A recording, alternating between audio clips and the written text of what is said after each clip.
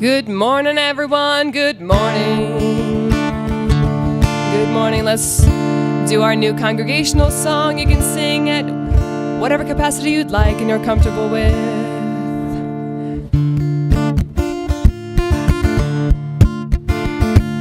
Repeat after me, song. I am an expression of the Spirit, of the Spirit. I am an expression of the Spirit, of the Spirit. A beautiful expression of the Spirit, of the Spirit. Magnificent expression of the Spirit, of the Spirit. A unique, unrepeatable expression of God. A unique,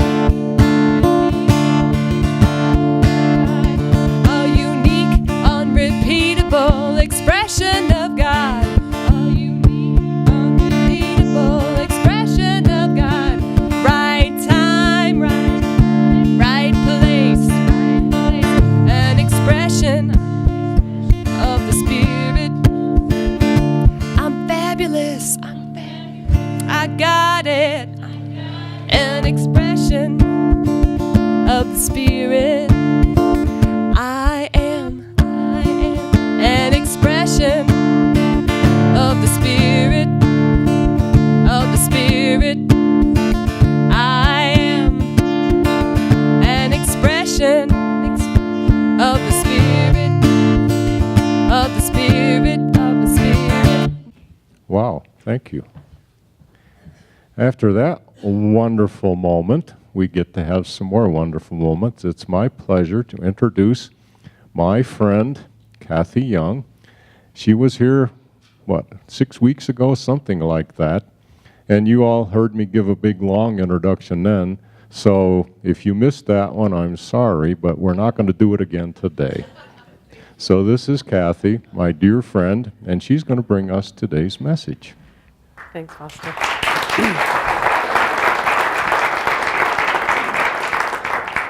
Wow. Well, good morning. I kind of feel like we've been churched, so bless you. Let's take an offering. No. What a just a beautiful. Oh, thank you, and thank you all of you for the music. And Lauren, that song could not have been more perfect. So thank you so much. And how delightful to not only get to be here, but to get to be here and watch the center welcome 11 new members. I mean, that's huge. I was back there, you couldn't see me, but I'm like, it was really exciting. So congratulations, and I loved Art's comment that this center is all about love. And yeah, you can feel it, can't you? It's palpable. It's palpable. So I'm just grateful to be back. I was here last week as well, and I saw several of you then, and that was quite fun, and came and heard Foster talk about whole, perfect, and complete. What does that mean? And I went home with what I thought was more of an understanding, and Spirit went, here, let's do a lab this week, and we'll practice what it means. So thanks. Oh my gosh, I had no idea that was going to be my experience when I left. So Monday, got up, had a great day, feeling empowered, I'm thinking about whole, perfect, and complete, and all this, and I go to work and start to fade halfway through the day, and by 4 o'clock, I'm not feeling so great, and by 6 o'clock, I'm going to bed, which is, if you know me, so not like me. And I thought, popping Zycam like crazy and thinking, I'll be fine in the morning, I'm just feeling a little tight. In the morning, I had a fever of 102.8. and couldn't breathe very well. So I went to the doctor because I'm stubborn, but I'm not stupid. And when it got to the point where I'm like, wow, I'm having trouble walking up 5 stairs, went to the doctor and they said, wow, you're kind of a mess, bronchitis, sinus infection, and an ear infection. And I went home with drugs, and they gave me prednisone, which I'd never been on. I did not take it this morning because it's a little nerve-wracking. My friend Tracy warned me about it after I had taken it the day of my test on Friday, and it's, you know, they said it will make you kind of ramped up, and then they gave me a couple of other drugs, and then they said, and then here's some codeine cough syrup. This is going to exhaust you. And I said, if I take them together, will I be fine? You know? And they told me not to play games with my medicine, so I didn't do that. And then as the week went on, I got to experience the physical and emotional part, the intellectual part of not completing obligations, right? Not being able to meet deadlines, not be able to respond to email very well, of spending way more time sleeping than I have done probably in a very long time, and really sit with, is this perfect? Is this freaking complete? You know, and am I perfect and complete in this? Every time I'm saying, no, I'm sorry, no, I'm sorry, I didn't get to it, no, I'm sorry, I didn't get to, or not even saying anything and just ignoring you like you don't matter because I'm sleeping, you know, and that didn't feel real good. And so I really had a lot of time to be kind of reflecting on, wow, embodying whole, perfect, and complete as a concept and embodying it as a lived experience are two interestingly linked but different things, right? Because I was all excited about it on Sunday. And then yesterday, I got to experience it on an emotional and spiritual level. And I'll tell you a little bit more about that as the day goes on. But it was pretty much all parts of me. Got the opportunity to stand when things didn't look whole, didn't feel perfect, and certainly seemed incomplete. And decide whether truth was holding or not. Is God who we say God is or not? Is life for us or against us? Is life ever unfolding or is it always destructing? I am more delighted than you know to be here today. Wasn't sure I would be able to come, and not only am I here, but I am here to tell you life is whole, it is perfect, it is complete. And I am so acutely aware of the need to not confuse the infinite with the finite. We are not the whole of God, we are holy God. We have access to all of that, and even when it doesn't look and feel that way, we can stand in the truth that life is unfolding. God's got our back and things are perfect. Throughout the week, a number of things dropped in. Lots of my to-do list, I was telling my friend Carol the other day, lots of things on my to-do list just got done on their own. You know, like solutions just came in that I didn't even know I had said help with this, and there it was. I was supported at every moment, and I got to rest. Now, if I wouldn't have been resisting the rest, it probably would have been more restful, but you know, that's another lesson. So our topic today is creating a wholehearted life. And a wholehearted life is really not for sissies. So, you know, there's a time where we could think wholehearted living, wow, that's kind of fluff, that's kind of new age woo-woo, that's kind of whatever. And I don't think so. I really don't think so, and not just because of this last week. I've been sitting with the notion of wholehearted living for a long time, and what does that mean? And just really doing some research on what does it mean to live wholly? What does it mean to live from my heart? I don't know about you guys, but I was pretty conditioned to live in my head. And it's so much easier not to have to always feel what's going on down here, right? Because sometimes then it comes out here, you know, or in actions and things like that. I'd really, you know, in our culture, we celebrate this. And we all walk around talking to each other from here. Hi, Cindy, how are you? How was your day? Give me your facts, right? And it's just not necessarily how we connect. We often in our culture misunderstand and misconstrue communication or proximity for connection. And living from a heart space allows us to open up and recognize that we're inexorably linked. We're one. And how do we stand in that? The topic, or the theme rather, for the month, and I'm so excited to get to speak on the first Sunday of the month, is all you need is love. All you need is love. And all there is love. And God is love, which means you are love and loved. We all are. A friend of mine sent me an email about a funeral that they attended the other day, and they were really touched by it, and for some reason drawn to the notion of the dates on the tombstone. And what they got was, wow, the beginning and the end, and how does that reconcile with our believing that we don't have beginnings and ends? Really, fine, I mean, there's not a death, there's a transition, and all those kinds of questions and stuff. And then he said he got focused on and fixated on the dash between the dates. And I think perhaps one of the speakers was referring to the dash between the dates.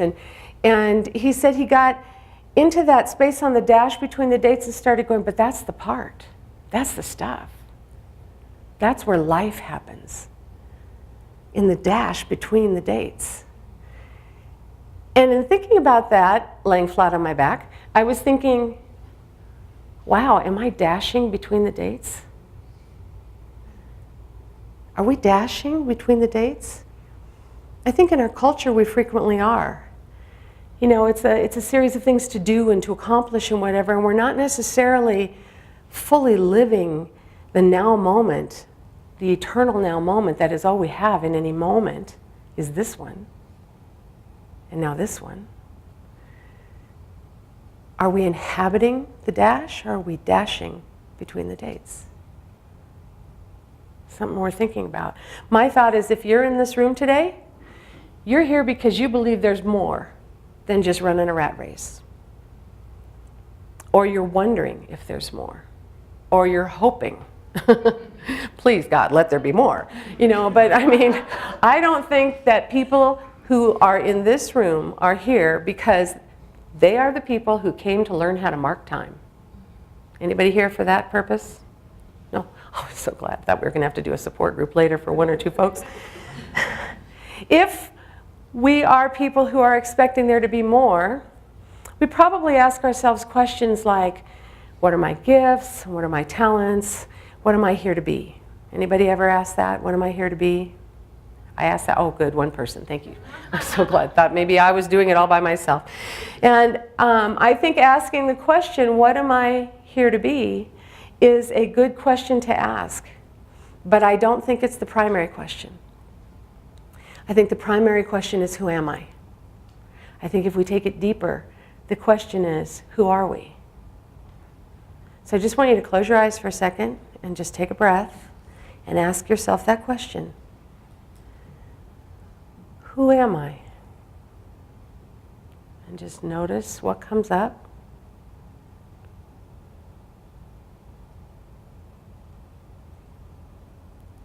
Who am I?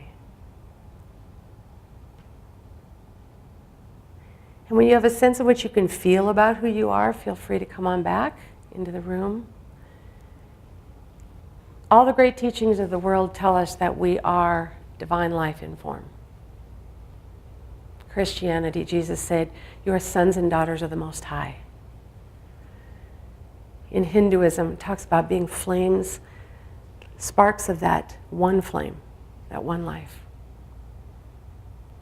Islam talks about there is one God and it has buried its wisdom and life within each and all of us. Science of Mind says our first core principle, we believe in oneness. There is one life. That life is countlessly expressing in manifest ways, but there is one life. It can individualize itself, it can be individualized, individuated, all those sorts of things, and it is not lost in its individuation. The wholeness contains the parts. Guess what we are? We are that same life. The same life that hung the moon and the stars, that causes the tides to flow in and out in perfect rhythm, that causes the sun to come up every morning and the seasons to change and things to grow out of what looks like dead ground in the spring. That is the life you are. That is the life we are. What would life be like if we were to embody that and start to make choices that aligned with the truth of that, instead of spending so much time arguing for our limitations? Would that change your life at all? I think it would change my life. Ernest Holmes says, we shall never arrive at the truth through the denial of any fact. So I'm not just talking about saying, it's all good, when it doesn't feel good. talking about getting to the deeper truth. And the truth is we're one, and we're that one life in form. He goes on to say, the divinity of a man must be made manifest through the humanity of man. Let me say that again. The divinity of man, the magnificence of man, the allness, that potential that within you can only be manifest through your humanness, through your humanity, as you learn to express it and walk it while you're here. Kind of sounds like my week. Not the training program I thought I was signing up for, let me tell you. So, what does that look like for you? How many of you are familiar with Brene Brown? Know her work at all? Okay, there's a few of us in the room. Brene Brown is a University of Houston research professor in social work in the Graduate School of Social Work. She is amazing. If you've not seen her, I invite you to look at her TED Talks on YouTube. She is brilliant. She's a brilliant researcher. She's an authentic person. She is a hysterical speaker, and she's incredibly gifted and talented and carries a lot of deep wisdom. She investigates and researches all kinds of exciting topics like shame and fear and judgment and guilt. Yeah, it makes you want to go hear her speak, doesn't it? Yeah. But it's but that is her. That has been her work. And what she said was in the throes of doing the shame work, which was particularly meaningful for her, but also she said hard, to be talking about shame all the time because we want to pretend it doesn't exist or we don't have it. When she was doing the shame work, she kept hearing story after story after story after story of things about the power of embracing vulnerability and connection, and how joy and gratitude are inexorably linked, and how rest and play are as vital as nutrition and exercise, and how trusting ourselves and cultivating authenticity, love, and belonging are critical to the ability to live wholly and to have resilience and to survive and thrive beyond just hoping it gets better someday. She said that when she couldn't get it out of her head, she finally decided to do a research project on that. And so she went and did a whole bunch of research on, just interviewed all these people that had been telling these stories and then added to that and did additional research studies. And she said when she codifies her research, what she does is she takes a real close look at what the people said and then codes the data. And she doesn't put her own stuff into it, and they just code the data cleanly, and then they put it up on the wall and kind of see what it says and look at it. And she said when she finished putting up this data on the wall from all these interviews, she was horrified. She said it was the first time she was ever completely taken aback by her own research and wished she didn't know what she now knew. She said that she stood there staring in disbelief at these 2 pages, and she had created and living what she was calling the empowered life at the time or whatever, was a list of things to do that they had made: worthiness, rest, play, trust, faith, intuition, hope, authenticity, love, joy, belonging, rest. Those were the things on that list. On the things don't do, on the things from the people who were not having that kind of life experience: perfection, numbing, certainty, exhaustion, being right, self-sufficiency, being cool, fitting in, judgment, scarcity, frugality. And she said she was so stunned because she got it, that we can't give what we don't own. We can't share what we have never experienced. She has children, and she was on the don't list.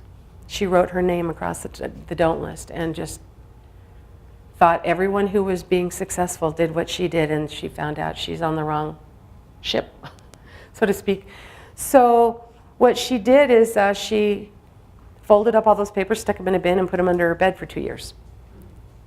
And she went and found a person to work with her, a therapist of sorts, and said, okay, I need some tools. Here's a list of things I need to learn how to develop, and I don't want to do any deep stuff. I don't want us to spend any time like doing childhood things or going back or doing anything along that line. I just kind of need some practices so that I can get this done pretty quick because I got teenagers. And 2 years later, after what she calls her complete breakdown / spiritual breakthrough, she had learned how to start living, and she had synthesized all that information into what she calls wholehearted living. And all the characteristics that come with it. And then she wrote a book, and her book is called Overcoming Perfection, Overcoming the Gifts of Imperfection. And so it's about being imperfect. So for those of you who are having trouble with that, just take a breath. It's okay. It's okay. Our spiritual principles come into play right here. Our core concept number 3 is that, and I only know this because I had to take a test on it this last week, is that we live in a creative universe. So there's no such thing as perfection, is there, really, on the manifest plane? Because the minute you do something, don't you always all of a sudden have an idea how you could do it better or differently? Because you have a different perspective. The minute you have a different perspective, life is ever unfolding forward. It's ever unfolding into a new creative way of being. Perfection exists, again, in the infinite, not the finite. The finite, we get to play with the notion of perfection, knowing everything's fine the way it is. But it's always perfect in its current state, and it's always perfect in its unfolding state. The two are true.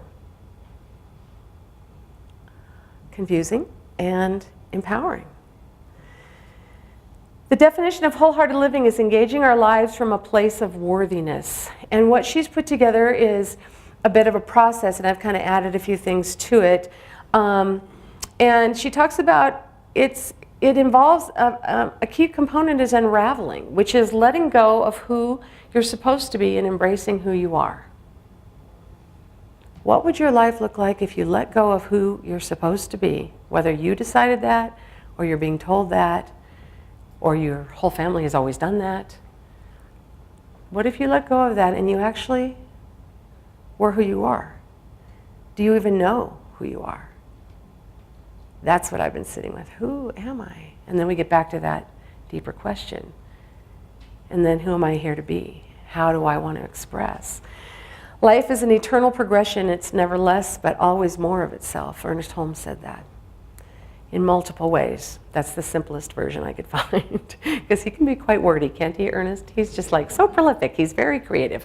And but no, I love it when there's something simple that I can remember like that. It's just about, we're always unfolding forward. Always. We can count on it. Okay, so there's 3 components to this process. To her work, what she distilled out is there are 3 very critical factors to living a wholehearted life: courage, compassion, and connection. Now, at first blush, we're going to take each of those individually, but at first blush, courage and compassion and connection, what comes to mind? Those all feel like external things, don't they? People who show courage are helping others. People who show compassion are helping, come on, say it with me, others. There we go.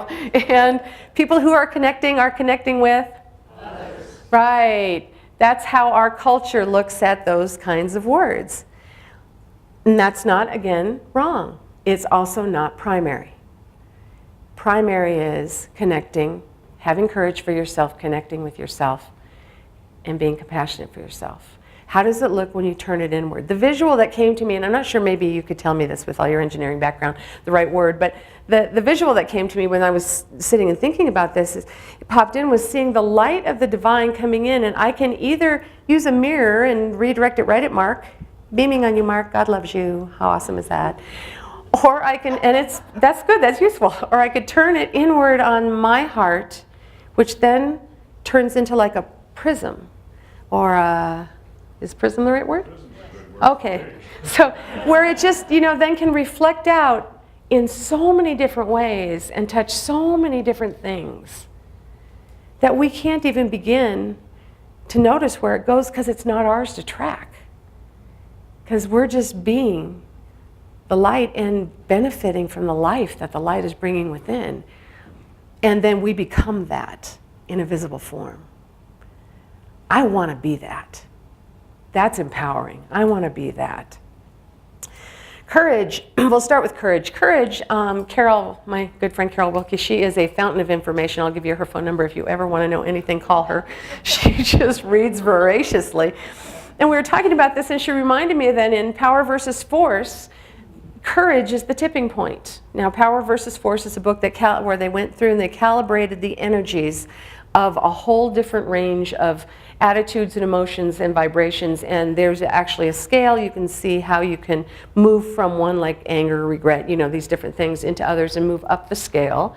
Abraham Work talks about the same sort of thing. And these guys put scientific numbers to it and everything. And courage is right at the point where empowerment first happens.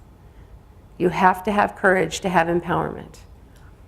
You cannot contribute anything that is actually sustainable until you have courage. It's at that tipping point. I thought that was fascinating. I thought that was fascinating. In our culture, courage is often about heroism, right? We're going to see some of that this afternoon. Anybody going to watch the game? I'm just like, oh man, he was so brave. You know, so I don't think that's exactly what we're talking about here, but it's a definition on a narrow plane. In our current culture, our current definition of courage is the ability to do something that frightens someone or strengthens in the face of pain or grief. And that is an expression of courage. But in the original, the core, which is the core of the word, comes from the Latin that means heart. And the original meaning of the word courage was to speak one's mind by telling all one's heart. Now at first that might sound like that doesn't necessarily have to be courageous. Cindy, I just love your hair. You know, I'm so courageous. Okay, so, you know, we could take it to that surface level if we chose, but really, I just want you to honestly stop and think for a minute. I want you to open up so you can feel this in your body. How would life be if you always said what you meant or what you wanted to say? When you meant no, you actually said no.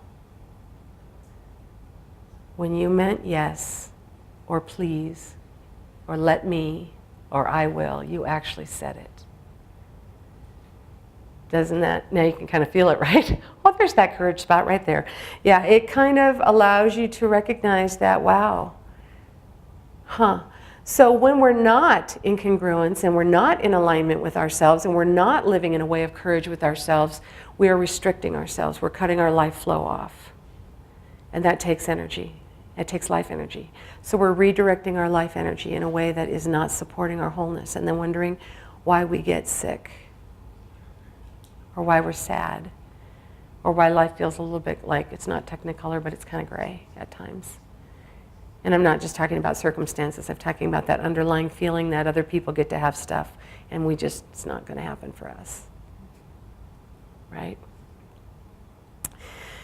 It requires us to let go of what others think, living a courageous life, speaking from our heart, living courageously within, and to actually be who we are, and to be okay with that, recognizing that we are whole, perfect, and complete as we are, and that we are, because we're here, we cannot add one bit by anything we do to our value. We don't have that much power. You cannot change your universal makeup. You are the divine life in form. You can feel better about yourself maybe, but you can tell yourself all kinds of stories about it, but you cannot functionally add anything to your value. You are incredibly valuable. If you weren't, you would not be here. We need you here, right now. What is your contribution? What is your expression? Who are you? The second point is compassion. Again, highly valued, easy to do. I'm so much more fun being compassionate for others than having them be compassionate for me. Anybody else share that trait? It's like, don't you just kind of want to go, yes, please be compassionate for me. I never want to invite that in. I mean, it's like I appreciate it, but it's kind of a default when it happens. It's nice to know it's there. But Pema Chodron is a Buddhist nun, and she does a lot of interesting writing, and she does a thing on compassion practice. And one of the key points she talks about is that we have to learn in compassion practice to expect to feel the fear of feeling our pain. It involves learning to relax and let ourselves move towards that which scares us. So again, turning it inward first, being compassionate to ourselves first. We have to know our own darkness to be able to help others. We don't just have to know it's there. Yep, yeah, I'm kind of a witch on Wednesdays. We don't, it's not that kind of a thing. We have to really walk through our own darkness. We have to embrace the parts of ourselves that we really don't even want to look at, much less share.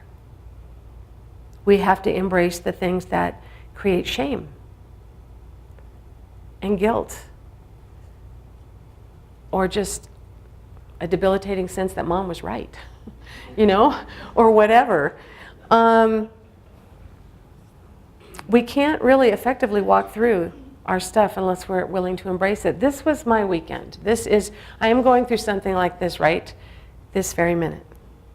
I think I may have mentioned when I was here last time that I have a 7-year-old grandson living with me. And he was a perfect and happy and completely normal in all senses little boy when he was little. And then he and mom moved away, and mom has mental health challenges, and she also had quite the foray into the drug forest for a while.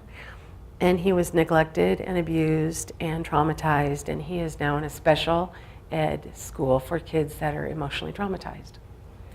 And mom, this weekend, yesterday was her last supervised visit, and next week gets to have unsupervised visits. I'd love to say that I am so proud of how I handled this. And really, when it comes to a lot of the logistics around it, I can honestly stand back and say, wow, and have compassion on her and see how hard it must be to have lost custody of your child, to not be able to be the person you want to be, to think that you're right and be continually boxed in. That's got to be painful. And at the same time, when she starts yanking his chain, when she takes him and twists him into a knot so that he can hardly function, and he's regressed about 3 years, and he's melting down left and right, and the home is a chaos, and then she's blaming me, and she's blaming my son because we're the ones who did this to him, and her parents are fighting that same battle. Yesterday was just one of those days. I hit the wall. I hit the wall, and I felt such profound sadness that I could hardly breathe. Now, put a little comma there. Go back and tell you I looked up ear infection, which I haven't had since I was 18, and bronchitis and Louise Hay. Both of them are about anger at family issues, unspoken and feeling trapped, that kind of thing, but both of them. And as soon as I dropped him at his visit yesterday, his last supervised visit, I had a coughing attack in the car and could hardly catch my breath. It was not lost on me that this manifestation to my physical well-being and my ability to catch my breath and actually breathe my way through life is directly tied to my attachment to this outcome and to my need to pretend that I'm in control, right? Really. And so, how compassionate do you think I was with myself immediately? Because I'm graduating ministerial school. I've been trained to be compassionate. I'm really good at what I do. Okay, or maybe I'm human.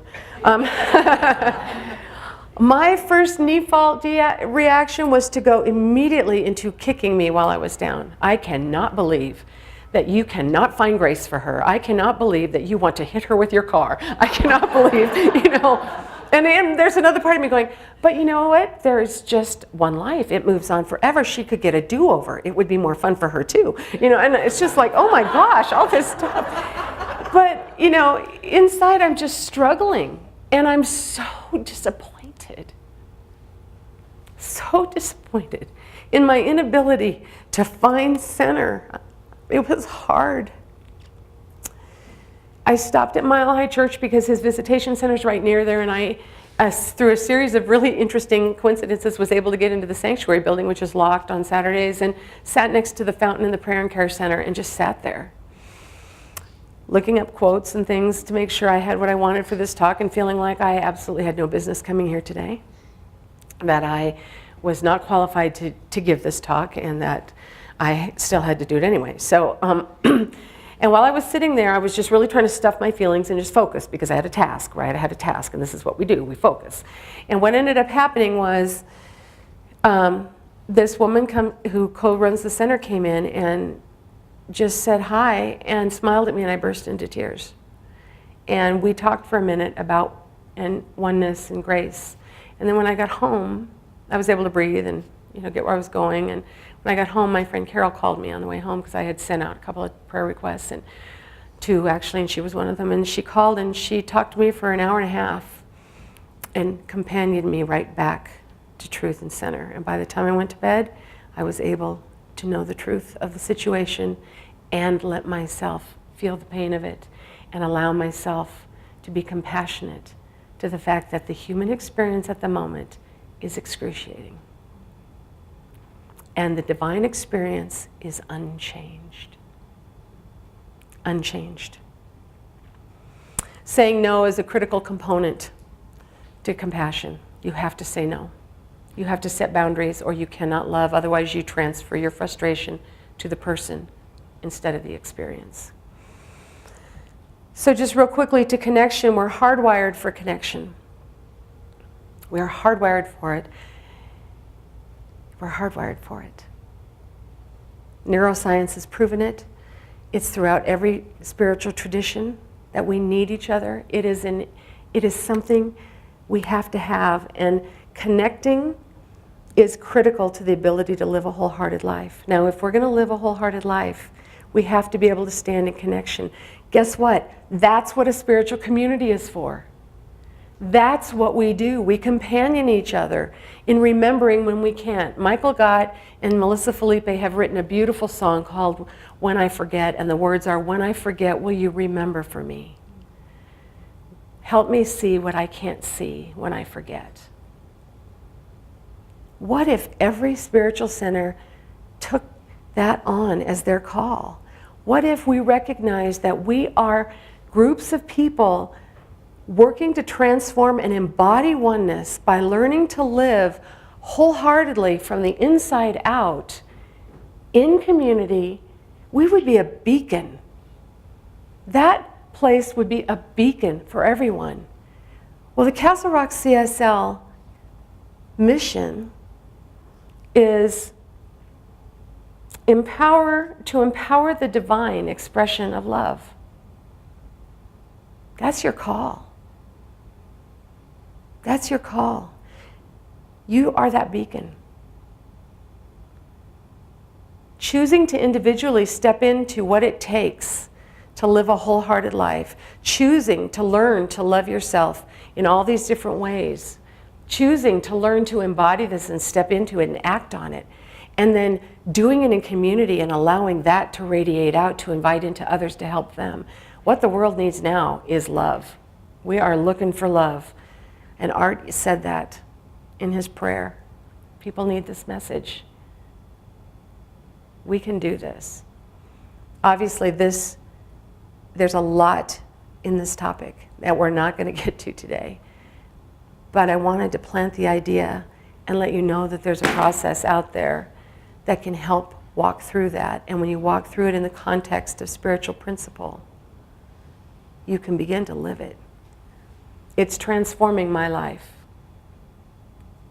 And I'm sure for many of you in the room, you've had your lives transformed by this depth of love and the willingness to be vulnerable and whole in front of others. And many of you I've learned from. And I'm grateful for that. Ernest Holmes says, we must find within us that child who is not afraid of the universe in which he lives, who did not ever deny himself or his God, and who had not listened to the dull, monotonous tone of condemnation. That's our essential nature. And it's time to return back to it. We need to remember who we are, so be courageous. Speak from your heart. Say what's true for you to the best of your ability. Cultivate compassion, allow your feelings, and set boundaries. And create connection. Learn to trust and respect. And really be kind to yourself. And don't hide from others, because you need them. Let's pray.